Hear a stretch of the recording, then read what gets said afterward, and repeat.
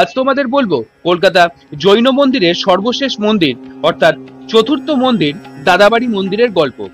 প্রথম তিনটে মিনি ব্লগে তোমাদের দেখেছি তিনটে আলাদা আলাদা জৈন তীর্থঙ্করের মন্দির, যেমন শীতলনাথ, চন্দ্রপ্রভা ও মহাবীর মন্দির।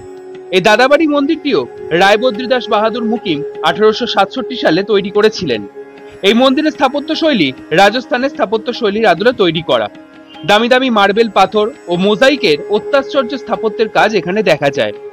এ দাদাবাড়ি কথার অর্থ জৈন সাধক বা জৈন ধর্মগুরুর সমাধিস্থল। জৈনদের চারজন শ্রদ্ধেয় গুরুর মধ্যে আচার্য জিন দত্তসুরি ও আচার্য জিন কুশল সুরির পদচিহ্ন এখানে দেখতে পাওয়া যায়। এছাড়াও বাকি দুজন জৈন গুরু ও তাদের অনুরাগীদের স্মৃতিও এখানে দেখা যায়। এ দাদাবাড়ি মন্দিরটি শ্বেতাম্বর জৈন সম্প্রদায়ের মানুষদের কাছে এক পবিত্র উপাসনালয়ও বটে। সন্ধ্যের পর মন্দিরের সুন্দর আলোকসজ্জা ও পুকুরে থাকা ফোয়ারা বেশ নজর কাড়ে। তো এই ছিল দাদাবাড়ি মন্দিরের গল্প।